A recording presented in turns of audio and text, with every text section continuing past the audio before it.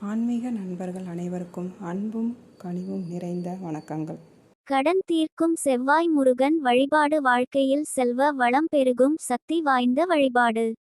வணக்கம் நண்பர்களே, இன்றைய ஆன்மீக வீடியோ வாழ்க்கையில் கடன் சுமை குறையவும், மன அமைதி கிடைக்கவும், தடைப்பட்ட காரியங்கள் நிறைவேறவும் பக்தர்கள் நம்பிக்கையுடன் மேற்கொள்ளும் செவ்வாய்க்கிழமை முருகன் வழிபாட்டின் சிறப்புகளை பற்றி பார்க்க போகிறோம்.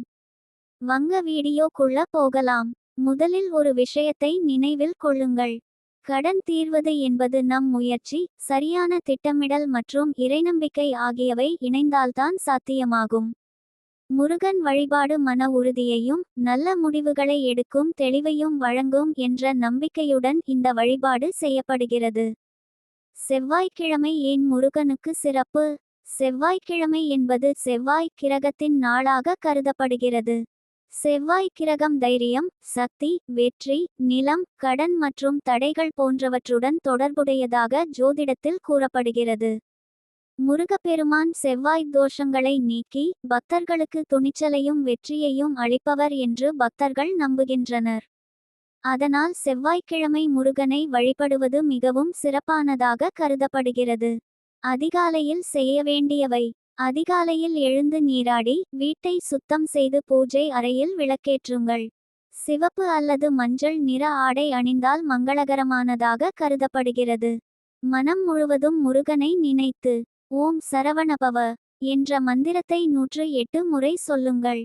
முருகனுக்கு பிடித்த நைவேத்தியங்கள்: செவ்வாய்க்கிழமை முருகனுக்கு பஞ்சாமிர்தம், வாழைப்பழம், தேன், பால், வெல்லம், கடலைப்பருப்பு சுண்டல் படைத்து வழிபடலாம். சிவப்பு மலர்கள் அல்லது அரளிப்பூ, செவ்வந்திப்பூ சமர்ப்பித்தாலும் சிறப்பாக கருதப்படுகிறது. சொல்ல வேண்டிய மந்திரம்: பின்வரும் மந்திரத்தை 108 முறை சொல்லலாம். ஓம் சரவணபவாய நம அல்லது வேல் வேல் வெற்றி வேல் என்ற திருநாமத்தையும் பக்தியுடன் கூறலாம். கந்த சஷ்டி கவசம்: செவ்வாய்க்கிழமை கந்த சஷ்டி கவசம், சுப்பிரமணிய புஜங்கம் அல்லது திருப்புகழ் பாடல்களை படிப்பது மன அமைதியையும் இறை அருளையும் பெற உதவும் என்று பக்தர்கள் நம்புகின்றனர்.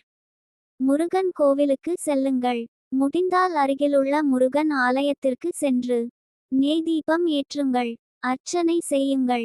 வேலுக்கு மலர் சமர்ப்பியுங்கள். கோவிலை 9 முறை அல்லது 11 முறை வலம் வாருங்கள்.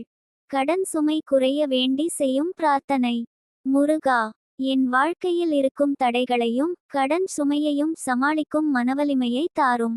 நேர்மையான வழியில் உழைத்து முன்னேற எனக்கு நல்ல வாய்ப்புகளையும் நல்ல அறிவையும் அருள்வாயாக என்று மனமுருகி வேண்டிக்கொள்ளலாம். தொடர்ந்து 9 செவ்வாய்க்கிழமைகள்.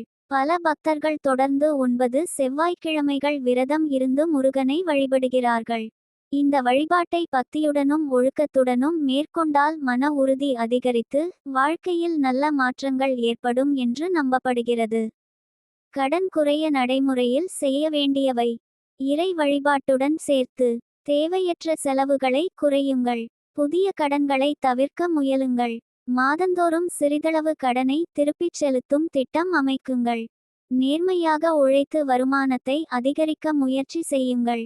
தானம் மற்றும் அன்னதானம் செய்ய முடிந்தால் செய்யுங்கள்.